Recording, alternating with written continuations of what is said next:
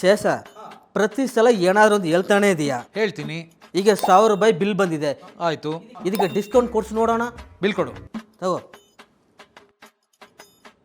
ಆಯ್ತು ನೋಡು. ಏನು 790ಯಾ? 21% ಡಿಸ್ಕೌಂಟಾ? ಅದು ಹೆಂಗೆ? ಈಗ ಯೂಶ್ವಲಿ ನೀನು ರೆಸ್ಟೋರೆಂಟ್ಗೆ ಹೋದರೆ ಹೇಗೆ ಪೇ ಮಾಡ್ತೀಯಾ? ಕ್ಯಾಶು, ಕಾರ್ಡು, ಇಲ್ಲಾಂದರೆ UPI. ನೆಕ್ಸ್ಟ್ ಟೈಮಿಂದ ಈ ಫುಡ್ ಅಗ್ರಿಗೇಟರ್ ಆ್ಯಪ್ ಇದೆಯಲ್ಲ ಅದನ್ನು ಓಪನ್ ಮಾಡು. ಲೈಕ್ ಸ್ವಿಗ್ಗಿ, ಝೊಮ್ಯಾಟೊ ಥರದ್ದು. ಅಲ್ಲಿ ಓಪನ್ ಮಾಡಿದ ಕೂಡಲೇ ನಿಮಗೆ ಡೈನ್ ಇನ್ ಅಥವಾ ಡೈನ್ ಔಟ್ ಅಂತ ಹೇಳುವಂಥ ಆಪ್ಷನ್ ಇದೆ. ಅದನ್ನು ಕ್ಲಿಕ್ ಮಾಡು. ಆಮೇಲೆ ನಿನ್ನ ಬಿಲ್ ಅಮೌಂಟ್ ಇದೆಯಲ್ಲ ಅದನ್ನು ಎಂಟ್ರಿ ಮಾಡಿ ಅಲ್ಲಿ ಅಪ್ಲೈ ಆಫರ್ಸ್ ಅಂತ ಇದೆ, ಅದನ್ನು ಕ್ಲಿಕ್ ಮಾಡು. ಕ್ಲಿಕ್ ಮಾಡಿದ ಕೂಡಲೇ ನಿಮಗೆ ಆ ರೆಸ್ಟೋರೆಂಟ್ ಎಷ್ಟು ಡಿಸ್ಕೌಂಟ್ ಕೊಡುತ್ತೋ ಅಷ್ಟು ಡಿಸ್ಕೌಂಟ್ ನಿನ್ನ ಬಿಲ್ ಮೇಲೆ ಅಪ್ಲೈ ಆಗುತ್ತೆ. ಅಷ್ಟೇ ಅಲ್ಲ, ಕೆಲವೊಂದು ಸರ್ತಿ selected credit card, debit card, UPI ಪೇಮೆಂಟ್ಸ್ಗೂ ಒಳ್ಳೆ ಆಫರ್ಸ್ ಸಿಗುತ್ತೆ, ಡಿಸ್ಕೌಂಟ್ ಸಿಗುತ್ತೆ.